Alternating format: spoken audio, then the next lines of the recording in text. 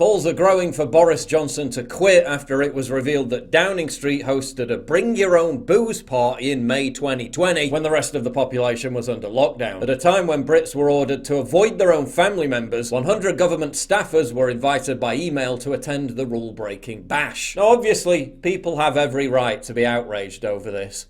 But where have you been for the past 18 months? Why are you angrier over a garden party piss-up than the utter devastation lockdown and corona restrictions have had on our society? Because the media says this is what you're allowed to be outraged about? The same normies up in arms about this dutifully clapped the NHS for months on end, even while hundreds of thousands of people were being denied critical cancer screenings and other treatment. There was still plenty of time for those TikTok dance routines though.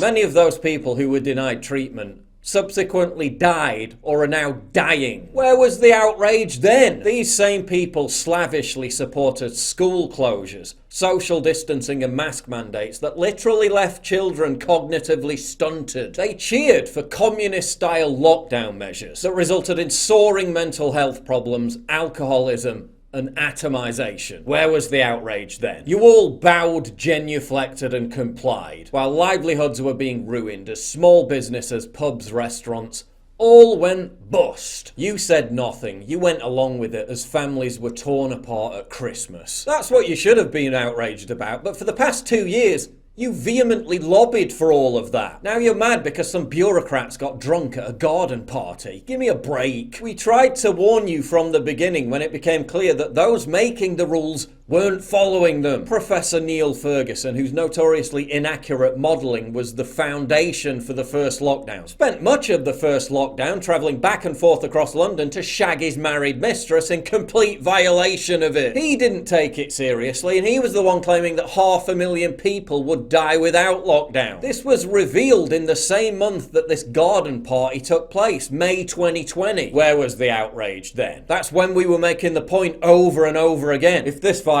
was so dire, so deadly, that it required the unprecedented action of placing millions of healthy people under de facto house arrest, why were the very same people making those claims and then making the laws to enforce it so blasé about not following the rules themselves? We made that point until we were blue in the face. And where was the outrage then? No one listened. They all just kept feverishly demanding the very same people impose more restrictions on them. Lock me down harder, daddy! In fact, the people most peeved about Boris and friends violating lockdown only want him gone so they can vote in another government that would have locked us down to an even harsher degree. Where's the outrage over vax passports? They're infinitely more odious and more dangerous than Boris and pals having a naughty knees up. Yet he introduced them with barely a whimper of dissent. Where's the outrage over unvaccinated women in Scotland being denied IVF treatment? Literally banned from breeding over a medical choice. Where's the outrage over the unjabbed being vilified,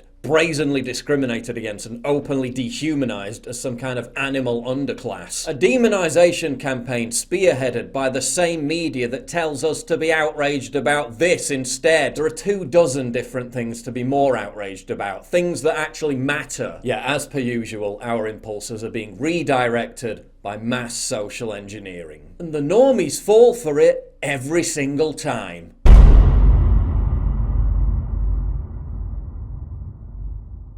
To get exclusive content, early access, behind the scenes stuff, and to personally interact with me, please sign up for my community at pauljosephwatson.locals.com. Link in description, and thank you for your generous support.